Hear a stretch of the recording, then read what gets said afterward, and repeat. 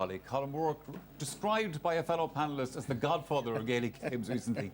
Yeah, anybody who saw the Godfather films, though, would know most of the Godfathers got bumped off. It's an honour. Well, No, It's an honour for me to be here, Colin, on this auspicious day for you. yeah, Thank you very much. To defend the Godfather, probably. Yeah. We're showing the clips there and the teasers going into all of this, and everybody knows about the rivalry in Munster finals between Cork and Kerry. But in actual fact, the stats put a different slant on it, if you like, because as everybody also knows, Kerry have pretty much dominated these proceedings. Yeah, you're quite right, Michael. It's the odd Cork rebellion, but for the most part of over 100 years, Kerry saunter either to Cork or down to Killarney, beat Cork and get on with it then, and come to Croke Park then to win multiple All-Ireland. So it's been really a one-way street.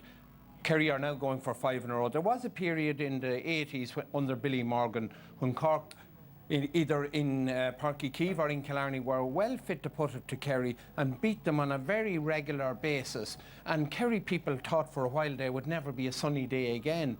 But again, that's all gone. Sure. Cork are just a relic of what they were in the past. But there was signs in the second half against Tipperary that there was a bit of spirit in the team when they threw caution to the wind, shook off this straitjacket they had for the first half and started to play with abandon. And they had to. And they had to. Yeah. And hopefully they will do it from the start today. Not only do they come second in that record between the two of them, Joe, but they don't have a good record, of course, in Killarney, which is another issue about today. And of course, they wish they were playing in Cork, which they were supposed to be. Yeah. Well, it only remains for them to follow Down's example from last Saturday night. You know, championship football in its essence is about, you know, I noticed Timmy McGuinness was talking about this during the week before he flew off to Beijing. Yeah. And actually I did a Google search to translate Timmy's winning matches into Chinese. But Timmy was saying, look, that's what Gaelic football is, what Down did. That's living. Yeah. You know, that's what it is. You pour everything into it. You don't think of tomorrow. There are no distractions. Because Gaelic games are a very emotional thing. There's a very emotional contract between a team and its people. So I was in McHale Park last night, you know, and I'm very, very passionate about Derry, and I found myself at times roaring, jumping off my feet. But the Mayo supporters throughout that game, even when it looked as though Derry were going to beat them, which would for another county, say a Kerry or Dublin, be a terrible humiliation. Yeah. They roared them on and they encouraged and exhorted, and I believe that that got them through. And afterwards, the scenes wherever the Mayo people spilled onto the pitch and invaded the pitch, that's what the games are about in the end. And there's that emotional contract. Yeah. And in the rush to play formulaic football and systems and all, a lot of that's been forgotten in Gaelic football, whereas it's been preserved in the hurling. Yeah. So the hurling's still blood and thunder. Cork need to bring blood and thunder today. Yeah, I agree with all that. OK, now I have to say that I've also always enjoyed my trips to Killarney, but today it's Claire McNamara who has made that trip, and I am sure that she is looking forward to today's big match. Yes, Michael, this place really comes alive on Munster final day. As you can see, some of the greats of Kerry football adorn the walls in the tunnel here at Fitzgerald Stadium. With Páirc Uí Chaoimh still under construction, Cork are back here this year. They haven't won a championship game in Killarney over 12 games, stretching back over 22 years. Kerry, big favourites to make it 5 Munster titles in a row. We're going to hear from the camps shortly, but first, let's go up to the commentary box and get the team news from Ger. Thank you very much indeed, Claire. Yes, as you say, Kerry are the overwhelming favourites once again. So it's a big task, Martin, facing Cork. Yeah, but it's a day for Cork to be inspired, Ger, and to meet the Kerry challenge. I think myself, like, they must forget the games against Tipperary and Waterford. I think they will perform, but ultimately I think Kerry will win. Well, we'll have to wait and see. Let's check the team news then. Starting with Kerry, they have Brian Kelly in goal, his 8th Munster Championship match against the Rebels. In the full back line, local hero Fionn Fitzgerald will ever be remembered for scoring that dramatic late equaliser here in the 2015 drawn final. Well, it's a 30th Championship match for Shane Enright. Still in just his 2nd season, Kerry start Tig Morley at number 6, with Peter Crowley and Paul Murphy expected to be very busy on the flanks. The Kingdom will have David Moran, who missed the match against Clare, and Anthony Marr as their centre field pairing. In the half forwards, Kerry give a Munster final start to Kevin McCarthy of Kilcommon, while Donncha Walsh is playing in his 50th championship game, a day shy of his 33rd birthday. And up front, Paul Ganey was man of the match in last year's Munster final, and James O'Donoghue, who took Cork for 10 points in the 2014 final, link up with the towering Kieran Donaghy. This is the 5th provincial final match for Cork goalkeeper Ken O'Halloran, including the replay 2 years ago. He's fronted by a full back line which includes James Lockery, the former Antrim star, and teenager Sean Powtry, who may very well play among the midfielder half-forwards. The half-back line includes 31-year-old Michael Shields, who played in his first Munster final 11 years ago, a tie Cork won after a second game was needed, and then Kevin Crowley is there in his first ever Munster final. Ian Maguire played his best game in a Cork senior shirt against Tip. Today he lines up alongside former All-Star Aidan Walsh. Cork's semi-final was transformed by the energy provided by Mark Collins. Today he's flanked by Rory Deane and Kevin O'Driscoll. In the full forward line, there's a change today, a debut in there at corner forward for Niall Coakley, while Luke Connolly has been chosen to wear the number 14 jersey following his starring role against Tip. Well, it seems a tall order for Cork and for their manager, Peadar Healy. And the other boss, Eamon Fitzmaurice, has the task of managing Kerry expectations. They've been chatting with Claire. Eamon, Munster final day in Killarney, always special, and Kerry big favourites given Cork's recent troubles. Yeah, I always laugh when I hear about big favourites. Sure, we've seen plenty of times in the championship already this year, Claire, that the favourites have gone under. Even last night, Derry seriously put it up to Mayo in McHale Park. So we know that goes out the window in any game, but in particular in the Kerry-Cork game. So we won't be paying much attention to that, to be honest. They've been tough enough times for Cork. How have you and the players been coping? No, they've been very good, especially now in the last couple of weeks, since we came back after the club games. They've been very focused, very determined, coming down here to Killarney today. And a big opportunity to turn things around. Sure, look, we've been written off, and that's great in its own place. But look, we're down here, Kerry are our arch rivals, and they always want to beat us from Killarney, and we always want to just, they don't want to record 20 years, we want to break that. Well, that's the views of today's managers. I'm joined now by two men in Killarney who are very familiar with these scenic surroundings. Colm Cooper, owner of 10 Munster final football medals, and Daniel Goulding, of course, member of the last Cork team to win in Ireland in 2010. Colm, former Kerry players all week have been warning against complacency, but it's really hard to see anything other than a Kerry win today. Yeah, and I think that's based on Cork's performances to date. They haven't been impressive against Waterford, they haven't been impressive against Tipperary, but look, Cork coming to Killarney, they love coming down here, they very rarely roll over too easy, so I expect a big reaction from Cork today. Looking on the evidence, Kerry look to have all the aces, and I expect them to win. Daniel, you were involved here in 2015 when Cork drew. Seems like a long time ago, tough time since. Is this the lowest Cork have been coming to Killarney? It probably is, and to be fair, I think 2 years ago we were coming into a similar situation, but the performances up to this game weren't as bad. Look, Cork have to throw caution to the wind at this game. They just have to go with the mentality that they have to prove everyone wrong, because they're being totally written off. They have a couple of key battles. Their full back line will have to play the game of their lives, and they'll have to get a stranglehold around midfield and stop the delivery of good ball into the forwards, because that's what Kerry will be looking for. 5 in a row on the line for Kerry. Are they vulnerable? Where are they vulnerable if they are? Well, they're vulnerable if there's complacency in the squad, and I put Eamon Fitzmaurice and a lot of the team around long enough to not understand that. I think Kieran Donaghy is a very interesting pick for Kerry. I think that's based on maybe the Cork full back line, maybe Owen Cadigan missing, who's generally done well enough on Kieran, but he's missing today. So I think that's a big pick for them. Up front, I just think Kerry hold too much. Daniel, Cork have taken a lot of flack. Can they produce something special today? Well, they'll have to, quite simply. If they don't, this game will be in trouble fast. But look, there's a lot of good players in that dressing room. They have a lot of pride in themselves as well, and I suppose you can only take so much criticism, and look, I'm sure the first 20-30 minutes Cork are going to lay down a serious marker here and take it from there. OK, Daniel and Colm, thank you very much. Great atmosphere here as always. Michael, we're going to be underway shortly. I'm sure there is, Claire. Great match in the semi-finals there, which Down won against Monaghan. The managers are ready. Eamon Fitzmaurice and Peadar Healy adjusting his watch there. Big day for all concerned, and off we go. And straight away it is David Moran who wins the first possession here, trying to cut through. He's made a lot of ground, Moran, lays it off smartly, and that kick lands over the crossbar. The opening point after about 14 seconds. What a start. Paul Ganey getting the first point of the match. Well, if that's a portent of things to come, sure, Cork need a look out. Great run from Moran. Fabulous finish from Ganey.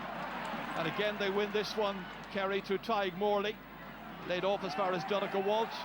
Got 2 yellow cards in the semi-final against Clare, and Kerry down to 14 men before they'd even reached half-time in that match. This is back to the team captain, Fionn Fitzgerald. Carried forward here well. Paul Murphy now back in the half-back line, where of course he won an All-Star and an All-Ireland some 3 years ago now. In as far as Kevin McCarthy, getting an early touch all the way across as far as Shane Enright. Switches position across to the right-hand side. Mikey Gainey, all Kerry in the opening few moments. Back in here as far as Anthony Marr. Everybody must have touched the ball nearly at this stage, and it's moving smartly, and it's Mikey Gainey to try and crack a second. What a start! What a start, Ger, is right, but a most beautiful bit of interplay between Paul Gainey and Mikey Gainey. Watch the flick from Paul Gainey, sets it up beautifully for Mikey Gainey, who puts it over the... The 2 men inside forward line for Cork at this stage, reading Niall Coakley and Paul Kerrigan, and Coakley is a debut man, so it's a real left side selection, that one. Here comes Mark Griffin. James O'Donoghue cracking one, looking to keep that momentum going. Terrific attack. 3 attacks so far by Kerry, 3 points. Who said they'd be complacent? Oh, there's no way any sign of complacency here. That's devastating attacking play from Kerry. The number 11 position. Kicks it ahead towards Donegal Walsh. Second time to get his hands on the ball in this game. Back towards Anthony Marr. Kerry are absolutely lording it. Over to Kevin McCarthy. First Munster final for him. Beautifully down inside again to the man who got the opening point of this match. Paul Gainey onto the right this time. 4 attacks, 4 points. Kerry, hardly seen any soloing whatsoever from Kerry. They're just getting the ball, moving it on quickly with the foot, coming up in great angles with wonderful support. That's exceptional forward play so far. Well, it's exceptional from a Kerry point of view. Just wondering if there's going to be some kind of a Cork response pretty quickly before they allow Kerry to open up a huge gap. Forcing in there for a moment alongside Padder Healy. Billy, of course, Kerry man, coaching Cork. Mark Collins looking to try and get the opening score for Cork. Decent looking shot, and it's got over the bar. Good point by Mark Collins. It's taken them 8 minutes, but they're finally on their way in a scoring sense. Really good kick. Yeah, I thought during the game against Tipperary there was Mark. A card being issued that time to James Lockery. It's a free in, and it'll be James O'Donoghue to add to his tally. So a second point for him. Lobbed in towards Gainey. That's Paul Gainey. Back to Paul once again, and the Dingle man tries to go through 4 Cork defenders. Dean was bending his back. I thought there was a foul there as the player was trying to pick it up. It's inside instead. Away towards Marr. Goalkeeper comes out. Back once again towards Donegal Walsh. They recycle through Marr once more and lay it in towards James O'Donoghue. Under a little bit of pressure, we find finally a very composed finish. Another lovely score. First for Anthony Marr, who's involved 3 times in that attack. And Kerry have already got 6 points, and they're only 11 minutes gone. Yes, and they absolutely butchered a goaling chance there. They had 3-1, didn't avail of it. To a certain extent, Anthony Marr compensated for the missing, but getting a very good point. Well, this one was aimed down towards Mark Collins is preparing to take. Runs on towards Luke Connolly. Connolly challenging Fionn Fitzgerald. Support from Ian Maguire, the bars man. Ian Maguire coming through here. They need a goal. Oh, it's not going to happen here because the goalkeeper very gleefully gets it into his hands, Brian Kelly. And in the end, the referee has a good look and decides that the goalkeeper was impeded and it's going to be a free out. It was a goal chance, though. Goal chance, very encouraging from a Cork point of view, the way Maguire was able to knife through the Kerry defence that time. But the goalkeeper was is to get their midfielder, Ian Maguire, to run more at the Kerry defence. But just over 13 minutes gone and you're 6-1 down. Here comes Mark Collins to see what he can do. And he can put it over the bar, so he's so far one of those from a free from this right-hand side with that very trusty left peg. So this will be point number 7. They're not in the mood to toy with Cork today. They look like they're just going to swat them away and dismiss them as quickly as possible. Take the cup and move on. Yeah, they're ruthless actually so far. The forward play, particularly the inventiveness, the movement and the precision in their finishing. Another Cork kick out that's gone straight to a Kerry man, Peter Crowley this time. And then as far as David Moran. Moran advancing, and Moran This time, this referee has... And this will be point number 8. And we haven't even played 20 minutes. Taking maximum time. Good to have 2 free takers in your side, from right and from left. Always so assured, always so clinical. 3 for Gainey, another for Kerry, who lead Cork by 6. Yeah, and another factor actually is the role that Donaghy is playing. He's in full forward at times, but he's also roaming quite a bit around the middle of the pitch. That time it's dropped by Kevin O'Driscoll under pressure, taken away by Paul Murphy. Cork are just not doing anything with their kickouts really, and they're having fierce trouble from the word go there. This is across as far as Kieran Donaghy. Donaghy challenged, still manages to do enough to keep it in play, but gives it away to Tomás Clancy. Now from here, can Cork build something? I'm not sure, has he to be replaced temporarily? It looks like that. He's going across to receive a little bit of treatment, maybe not to have to leave the field. He's still there anyway. And this is kicked over the bar, and it's the first point of the championship for Niall and Sean Powter. Only 19 years of age, in around 3 Kerry players, back out to Coakley, who started it as a poor final effort, comes to Griffin. Griffin's able to handle that, link up with his goalkeeper Brian Kelly, and the danger has been averted, at least momentarily. Back out it comes to the wings, and Paul Murphy, as ever, ready to start the next attack by Kerry. Lobbed forward by Anthony Marr. Mikey Gainey would need to have skates on, I think, to have managed to keep that one in play. Coakley taking the line ball. Back in as far as Kevin O'Driscoll. Moving forward, Marr goes after him. Now, how can they set up a meaningful attack here with Kerrigan involved? Players on his shoulder. It's Maguire. This is promising, and that's finished with great assurance. Ian Maguire comes from mid, needs to make it, makes it. It's 8-5. And I think we have a game on at the moment. At last, Cork have settled into it, and Murphy striking it in, cleverly taken by James O'Donoghue, wants to release it to Murphy. Here's a chance, well saved by the goalkeeper. Paul Gainey denied. Good stop by Ken O'Halloran.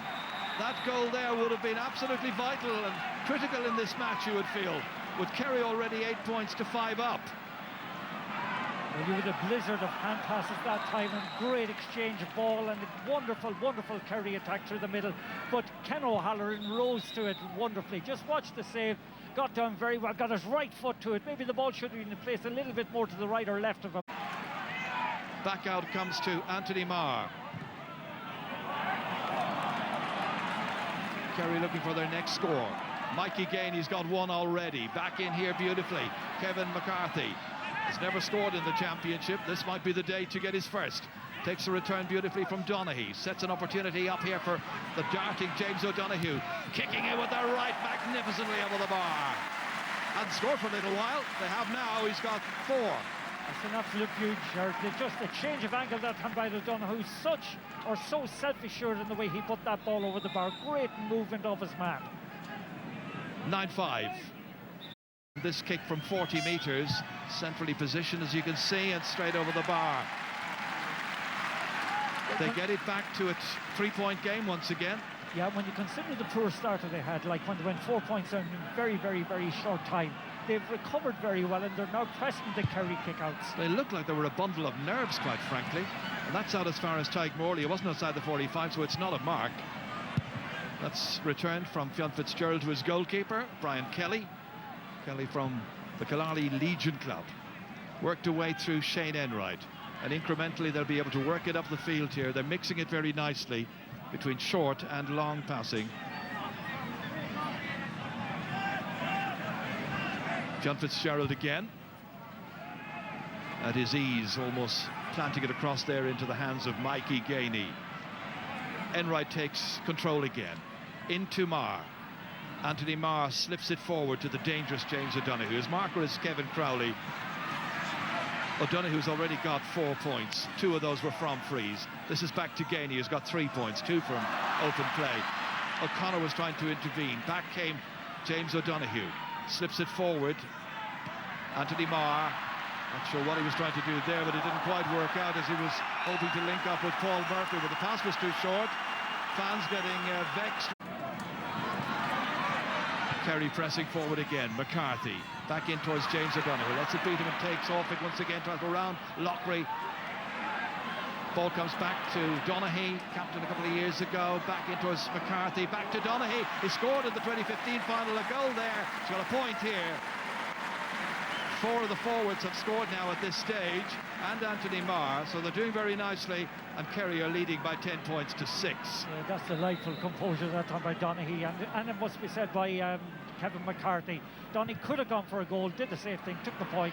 Kerry go another point ahead. This time Aidan Walsh comes in, challenges for it. Collins did enough to keep it in Cork possession via Paul Kerrigan. Kerrigan slaloming his way forward, trying to link up with Tomas Clancy, succeeds in that, gives it back to Ian Maguire. Maguire thought about taking on David Moran, back it goes instead to Mark Collins, looking to add to the 2 points he's got already, but that's well wide of the target, and that is a 4th wide now. Rather correction, I think it's a 6th wide. Yeah, full pitch here. They're slow to get players forward. Now finally it's Tomas Clancy is beginning to join the attack, bit by bit, feeling a tiny bit more confident to take a risk. Maguire back to Clancy once again. Now can he point from here? He's capable of doing it. That looks good. Oh, that's beautiful. That is a beautiful kick, you're right. Tomas Clancy from Fermoy, only his 2nd ever championship point. It's another one for Cork. 3 points the margin once again. Okay, patience is the name of the game. That time you're going laterally, but at the end result was fantastic. Maguire the assist, Clancy the point. Is presenting quite a challenge now. Up to 13 metres, lays it off here. O'Donoghue leaving it off to Gainey, and the other twin axis puts it over the bar. Paul Gainey, lovely play there. They combined superbly. Luke Connolly was chasing after one of the attackers, lost his way completely, and in the end it was a combination of O'Donoghue. Confirmation of that scoreline, and of course the guys who got the scores in that first half. A first half in which Kerry started off really well, Cork coming into it towards the end of that half. Let's see what Joe and Colin thought about all of that. Interesting for, well, an odd kind of first half in many ways, Colin, because it was really boring for the first 10 minutes, but it began to kind of liven up. Yeah, well, we were beginning to worry after 10 minutes that this was going to be a rout. Yes. Because Kerry started off playing champagne football, lovely touches, ball flicked here and 4 points to nothing up, and you feared for Cork. But in fairness to them, they've got stuck in, and they're beginning to get to grips with Kerry now. Their alarm bells go up every time Gainey and James O'Donoghue have the ball up front. But in fairness to Cork, fellas like that Sean Powter, there's a bit about him. He's got stuck into Donncha Walsh and he's given him a right hard time. Yeah. Ian Maguire in the middle of the field has been very good. Yeah. So there is signs of a Cork revival. The danger signals, though, are that Kerry might get a goal, and the Cork forward line does not look near as potent as the Kerry forward line. Yeah. Cork's revival was such, once they really started to get stuck into them, that they were making it very, very difficult in the kickouts. At one stage they won 3 out of 4 Kerry kickouts, converted that into 2 or 3 scores. And the only difference at half-time is that early 4-point blitz from Kerry. Don't forget, Cork had a brilliant goal chance earlier, before Kerry's goal chance, and they sort of messed it up. And that's really the only difference, is the composure when it comes to sticking the ball over the bar, because Cork are competing very well in every aspect of the game. Yeah, but the big problem, the last 10 minutes of the game, again, Cork allowed Kerry take short kick-outs, I think 5 in a row. What are they at? They should be pushing up right up the field. They have to take chances. You know, they cannot just sit back and hope. They've got the problem, which is that when they push up fully, then they're exposing themselves at the back. You know, and it's also very exhausting to push up fully throughout the game. And in fairness, Cork's running game through the middle is very, very energy sapping. Yeah, so you know, there are trade-offs to be made. But because the problem is what you know, you can't leave Kerry's inside forwards to play man-to-man. It's just going to be devastation. Yeah, but Cork are 4 points behind. There's nothing to be lost for now. Pushing up and taking chances. They've just had some bad options. Cork are 4 points behind, having given Kerry a free start in the game, which is always I think fascinates us as to. Yeah, you must be brave in a game like that. A while here that the goalkeeper could have been, but I think it shows that he was fouled initially. It was a brilliant goal chance, and it just shows that the Kerry backs have been open enough at times. But Maguire, to me, has brought the fight to Kerry and has been very good in that game. So I think that Cork need to drive at them. Forget about this cautious approach. Absolutely. You know, throw caution to the wind. They need to go at them. They need somebody to really drive into them. Somebody like Sonny Bill Williams, they could have got him. He's not needed in New Zealand at the moment. He's And drive break for a forward. week. Yeah. This is it. They go for it now. Push up and go for it. Go for it. Leave nothing behind. Kerry are vulnerable through the centre. This Kerry team, since they started out under Fitzmaurice, they have always given you opportunities through the centre. If you drive through the centre and if you time your runs. Now, one thing that Cork are very good at is timing the run off the man's shoulder, so that timing the run is everything. And if you do that in the modern game, because you're not allowed to body check any longer, you're going to be able to punch holes. Look what Down did last week. I mean, look what Tyrone are able to do, for example, when they go up to full steam.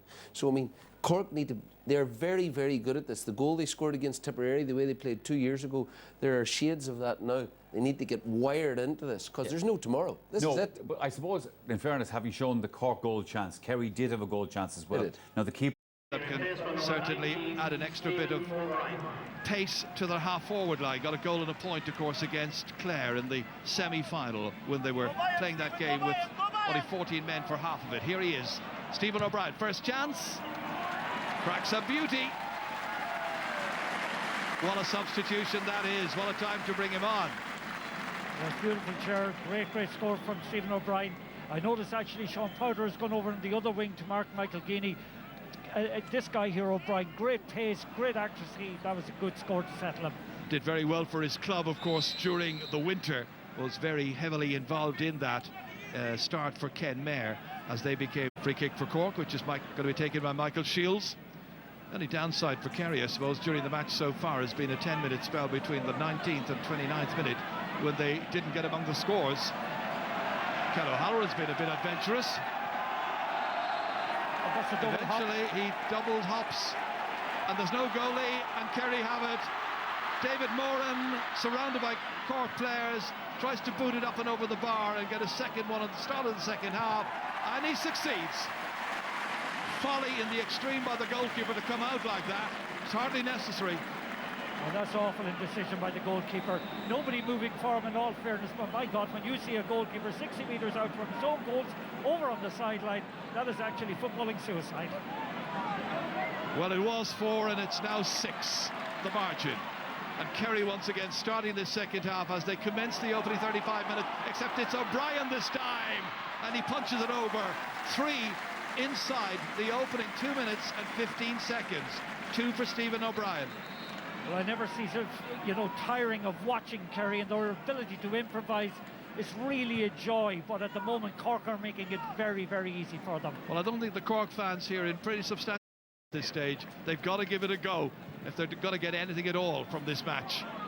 Right now they're being outgunned in the middle of the park, and Kevin McCarthy is setting up a chance here, and it could be finished. Walled stop by the goalkeeper this time, made amends from James O'Donoghue. O'Donoghue goes back and plants it over the bar, as in the first half. 4 points reeled off almost immediately by Kerry. Yeah, we haven't 3 minutes gone, Gerard. It's a case of deja vu. Kerry started with 4 points in the first couple of minutes. 4 points now, more or less putting the game to bed, unless Cork can go down, get a couple of scores. But they need to first of all settle and get possession around the middle. O'Connor is not related, of course, except in a football sense, Donica and Allen. And Cork haven't managed to get the ball inside the Kerry half just yet. They are now, first time in the second half, they managed to get that far forward, and we're 4 minutes in, and it's Tomas Clancy. Clancy! This is a goal chance. What a goal! Or is it? No, it's in the side netting. Oh dear. There were Cork fans on their feet here. They were convinced that was gone in. But it's the netting and not the back of the net that he managed to hit. Tomas Clancy with a wonderful run forward. Just look at this again here. Coming forward. Huge gap opened up for him. Yeah, just outside, however. Yeah, and the boys highlighted that. Deciding to hell with the full-back role. Going into midfield, into Donaghy. Kieran Donaghy as far as Paul Murphy, and Murphy lets a beauty in and over the bar. First of the day for Paul Murphy, now operating as a left half back. Kieran Donaghy very heavily involved at the start of that. 5 in a row now by Kerry. Such an impressive start to the second half. And on comes Johnny Buckley at number 21. Yeah, what is very interesting actually about the Kerry attack is their option taking, Ger, is exceptional. Some of those points here from distance, some of them as a consequence of quick interpassing, and some of them just by direct play. That's very, very good football. More changes happening. Colm O'Driscoll has come on in place of Michael Shields for Cork. But persevered with it, got goal side of Powder, executed the block. That's setting a wonderful example for the rest of his team. Donnacha O'Connor has the free kick from 13 metres, first point of the referee brings the ball forward. Free kick which Mark Collins is going to take. Inside towards Luke Connolly, back here towards Paul Kerrigan. Kerrigan, oh, well stopped. And this time there's another chance to keep it moving, and it's fisted over the bar. Cleverly done. Donnacha O'Connor has got a second. Yeah, picking up the rebound that time. That's another good goaling opportunity missed by Kerry, but good save. You've got to credit Brian Kelly. Possibly the ball was hit very centrally, but okay, Donnacha O'Connor picked up the crumbs, but that should be or could have been 2 goals for Cork and a half. Substitution in the Cork team. 20.